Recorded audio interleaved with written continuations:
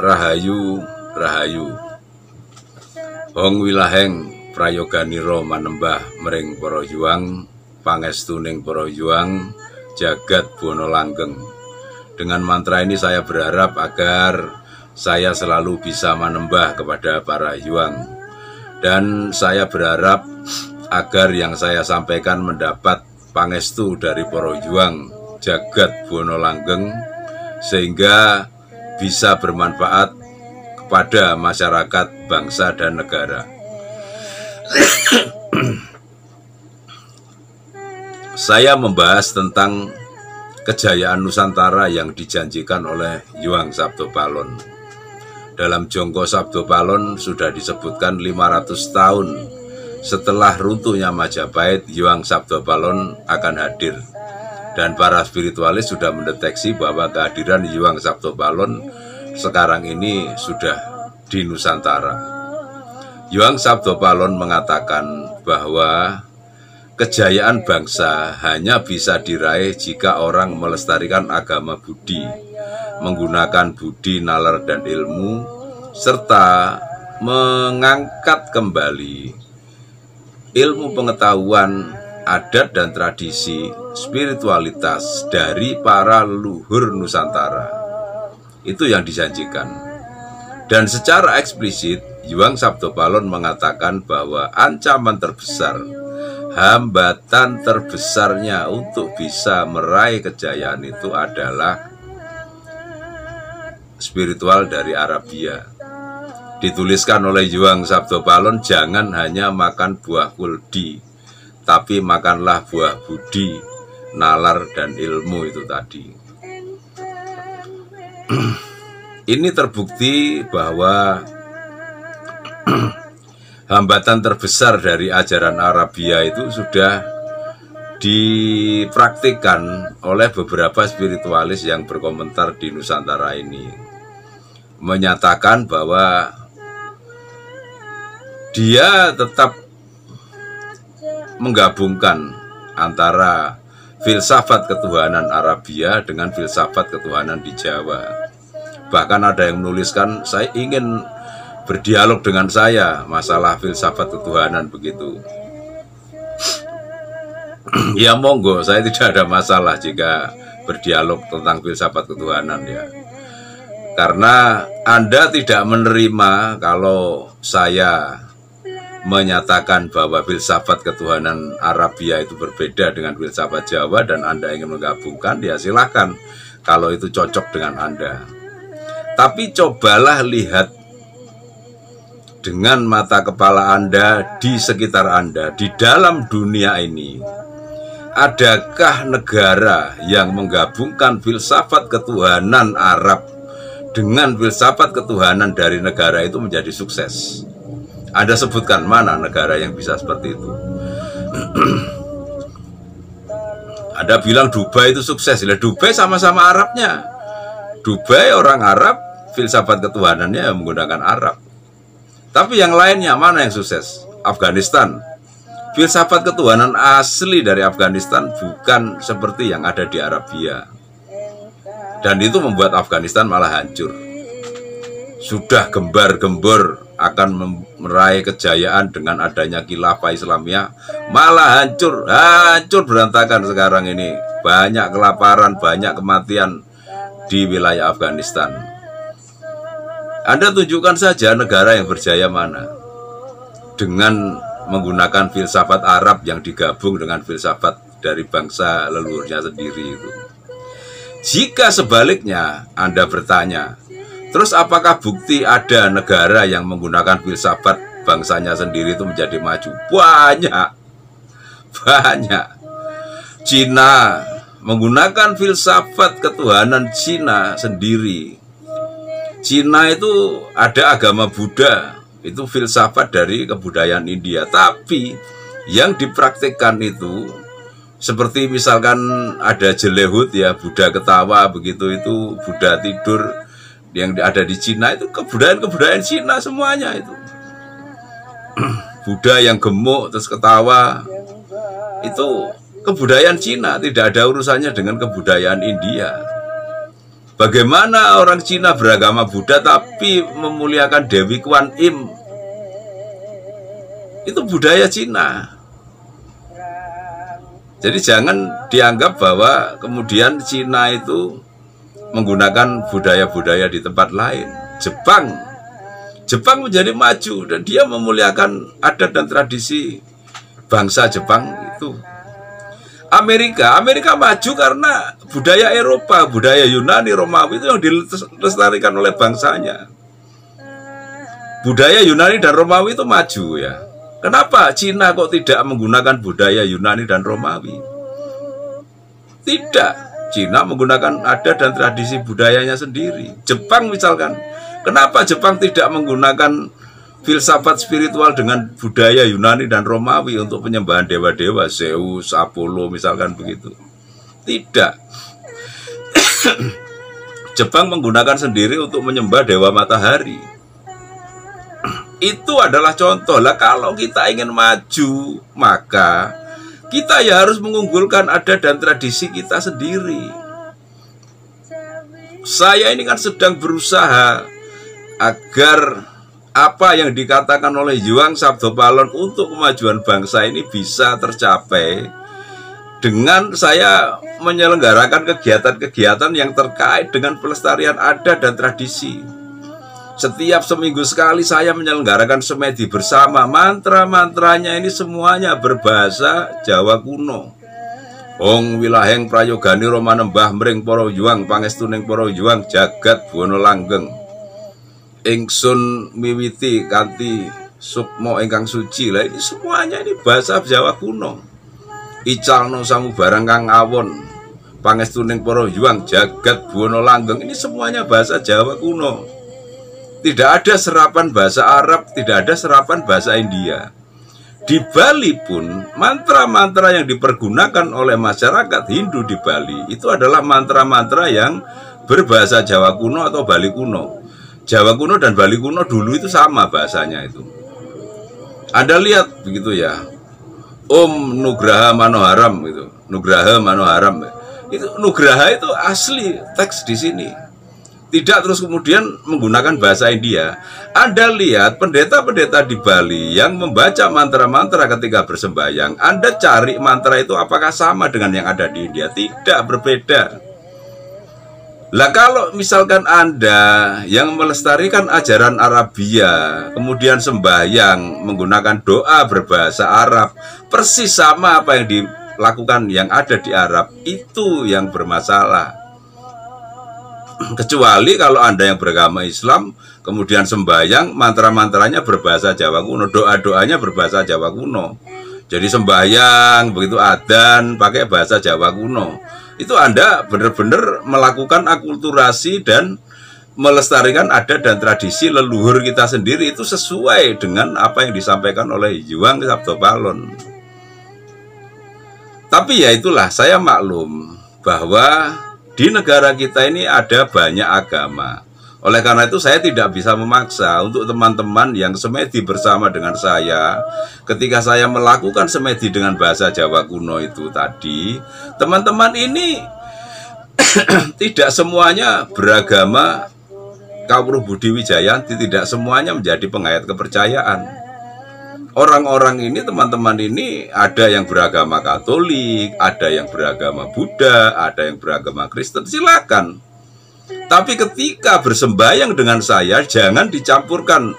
Yang Katolik jangan pakai ajaran-ajaran apa itu mantra doa-doa tentang Alkitab itu kepada mantra-mantra bahasa Jawa yang kita lakukan untuk semedi ini. Yang Islam juga jangan pakai bahasa-bahasa Arab untuk dicampurkan dengan mantra-mantra yang kita lakukan untuk semedi bersama ini. Yang beragama Hindu juga begitu, ketika ikut semedi bersama jangan menggunakan bahasa-bahasa India dicampurkan dengan mantra-mantra berbahasa Jawa kuno yang kita pergunakan untuk agama Budi, untuk pengayat kepercayaan Wedaran Kawruh Budi Wijayanti ini tadi. Saya menyatakan bahwa tentang Kawruh Budi Wijayanti seperti yang dikatakan oleh Yuang Sabdo Palon, untuk memuliakan adat dan tradisi leluhur Nusantara itu membatasinya hanya pada masalah belief system, pada sistem kepercayaan, bahwa di dalam hidup manusia, manusia itu ingin beruntung dan menghindari sial. Agar dia beruntung itu yang dipakai adalah belief system. Apalagi yang mau dipakai kalau bukan belief system, bukan sistem kepercayaan. Orang berjalan terus kemudian ada pohon tumbang. Bagaimana agar dia tidak tertimpa pohon tumbang ini? Berjalannya setelah berjalan kemudian pohon tumbang atau sebelum berjalan dia pohon ini tumbang. Tapi kan banyak orang yang sial ketika dia berjalan pohon tumbang sehingga dia mati. Nah, menghindari kesialan ini faktornya apa? Tidak ada yang lain, bukan logika, tidak pernah bisa dilakukan logika. Yang ada adalah belief system, sistem kepercayaan. Masyarakat Cina paham terhadap sistem kepercayaan itu, paham terhadap hoki, istilahnya keberuntungan itu. Makanya masyarakat Cina spiritualis, melakukan kegiatan spiritual agar dia selalu beruntung. Lah, bangsa kita ini untuk bisa menjadi bangsa yang makmur, bisa menjadi bangsa yang jaya, bisa menjadi bangsa yang kaya, itu harus menata belief sistemnya, harus menata sistem kepercayaannya. Leluhur-leluhur Nusantara, ayah ibu Anda yang sudah meninggal, kakek nenek Anda yang sudah meninggal, kakek buyut nenek buyut Anda yang sudah meninggal, leluhur Anda sejak zaman Majapahit yang sudah meninggal. Ini sukmanya ini kan kemudian terbang di angkasa dan mewarnai angkasa di seluruh Nusantara ini. Sukma itulah yang kemudian menentukan Anda ini akan bisa beruntung atau tidak. Dalam keyakinan masyarakat Cina juga demikian. Kongconya, makconya, leluhurnya Cina ketika meninggal itu mengisi dirgantara, mengisi ruang angkasa di wilayah bumi ini. Oleh karena itulah keberuntungan itu ya perlu disampaikan ke ruang angkasa ini agar orang-orang Cina ini menjadi beruntung. Cara menyampaikannya seperti apa ya? Dengan pamujan, dengan altar pamujan seperti ini. Mau pakai apa lagi?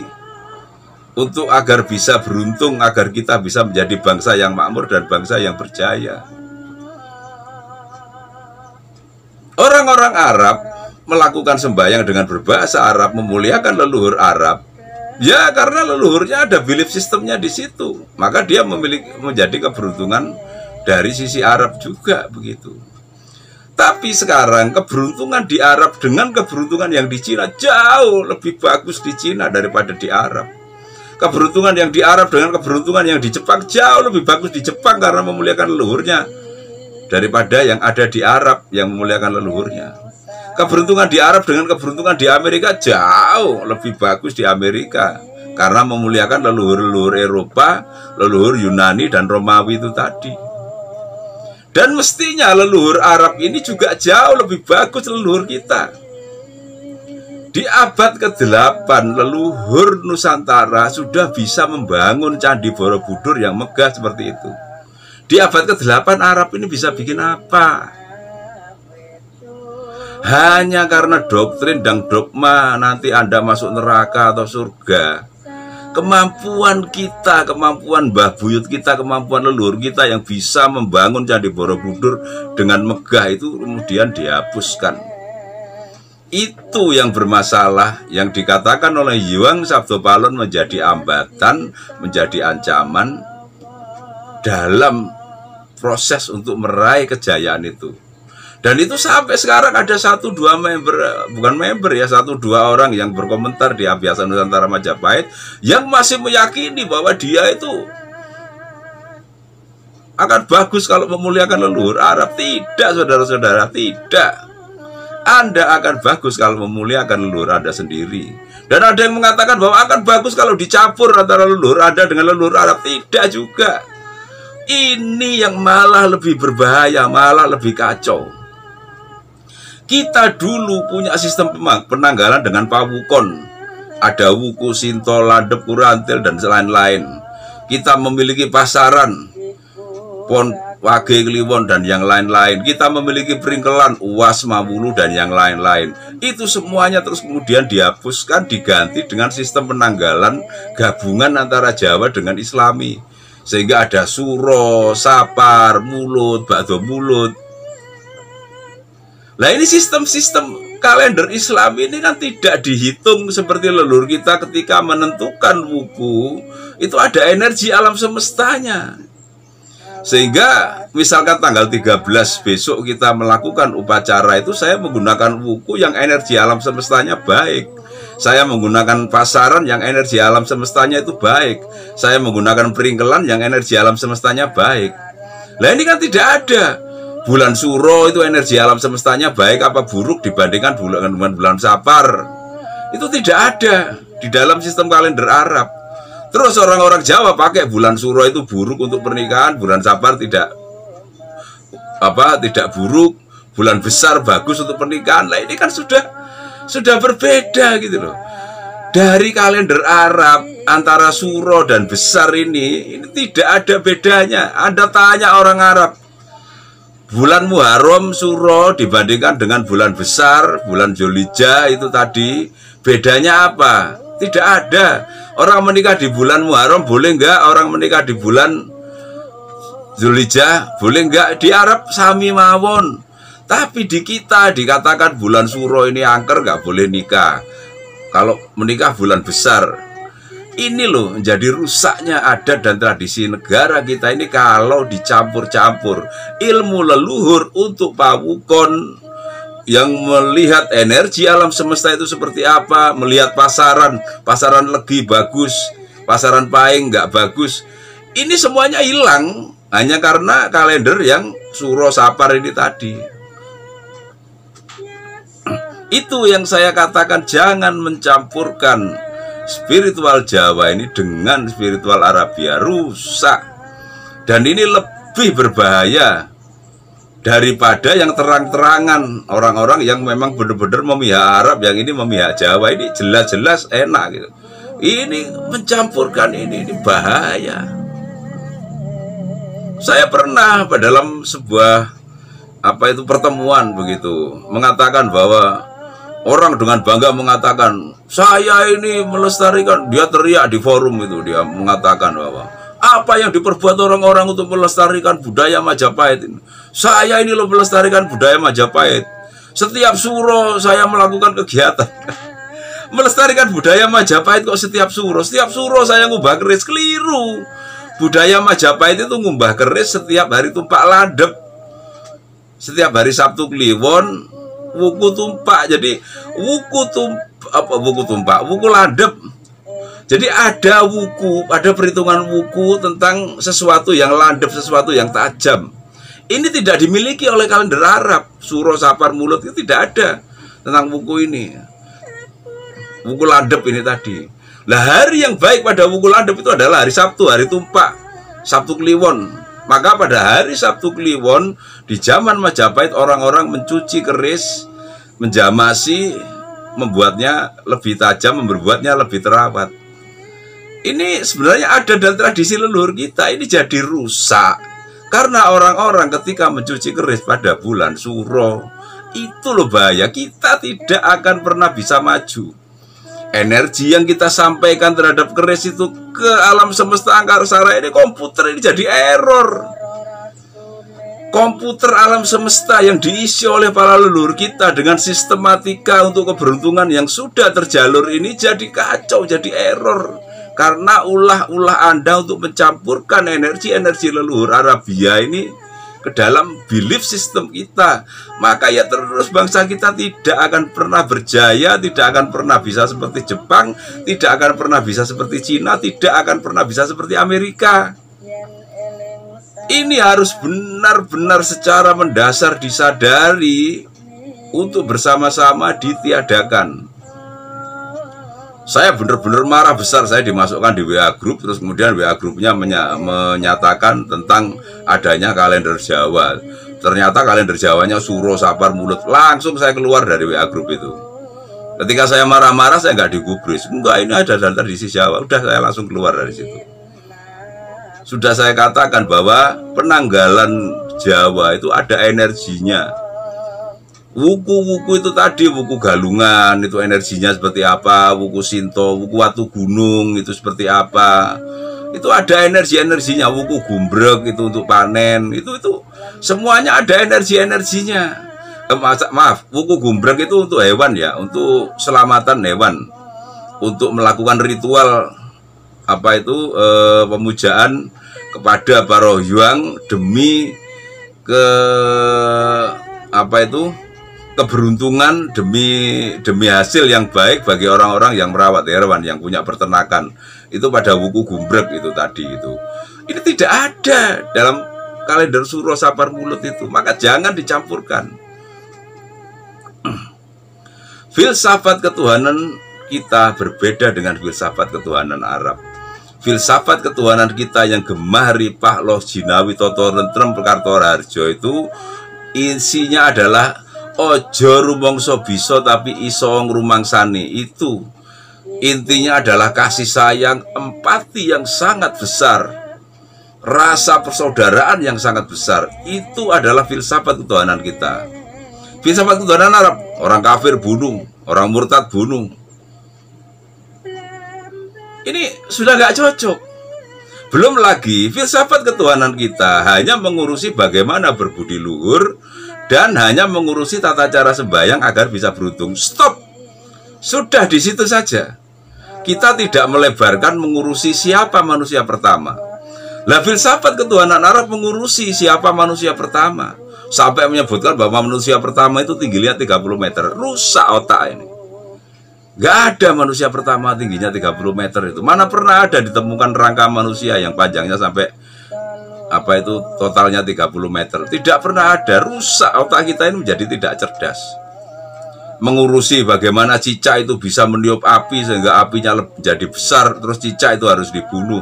Rusak otak kita ini kalau kena filsafat-filsafat Arabia. Maka ini tidak cocok gitu. Saya tidak melarang Anda tetap ingin membahas tentang manusia pertama yang tingginya 30 meter. Anda tetap ingin meyakini bahwa cicak itu bisa meniup api sehingga bisa menjadi lebih besar dan membakar nabi begitu. Karena Anda takut nantinya itu kalau nggak meyakini masuk neraka, ya silakan. Tidak ada masalah bagi saya. Saya tetap berjalan untuk keyakinan saya memuliakan leluhur tadi dengan dua sistemnya. Belief system untuk keberuntungan, tata cara sembahyang, dan budi pekerti luhur. Ini saja yang dikelola oleh agama Budi itu tadi. Selanjutnya kita menggunakan ilmu. Jadi budi, nalar, dan ilmu itu adalah Trisula Weda yang kita pergunakan untuk menjabarkan agama Budi ini tadi. Ini tidak terdapat di dalam ajaran Arabia ini. Kalau di Arab menggunakan nalar, menggunakan ilmu, tentu tidak akan membahas tentang manusia pertama yang tingginya 30 meter. Manusia pertama yang tingginya 30 meter itu adalah doktrin dan dogma yang harus dipahami. Jika tidak dipahami, tidak diyakini, orang masuk neraka. Ini tidak pernah dipakai oleh leluhur Nusantara. Bahkan di dalam kitab Sang Hyang Kayamanikan, Sang Hyang Kamahayanikan yang merupakan kitab agama Buddha yang dibuat pada masa Airlangga abad 1 tahun 900-an dulu itu ya, itu tertulis, jika kamu merasa apa yang disampaikan tentang ajaran Buddha ini tidak bermanfaat, maka tinggalkan. Jadi sampai leluhur kita itu tertulis seperti itu. Rasa pangrosonya ojo rumangsa bisa tapi iso ngrumangsani itu sampai seperti itu. Tidak pernah dituliskan jika kamu tidak menjalankan agama Buddha maka kamu akan masuk neraka. Tidak pernah ada di situ leluhur kita itu. Jadi ini ya, Anda lihat bedanya. Jangan menyamanyamakan. Memang kondisinya berbeda. Orang yang bertuhan terus kemudian menjadikan orang seperti Ambrosi yang tega mengebom bunuh diri, ini tidak pernah ada di dalam filsafat ketuhanan di wilayah Nusantara. Mana ada orang kejawen yang sampai melakukan kegiatan-kegiatan yang merugikan masyarakat itu tadi. Tidak ada. tapi bom, bunuh diri, membunuh orang kafir, menggorok orang kafir, menembaki orang kafir, semuanya ini ada dalam adat dan tradisi di Arabia.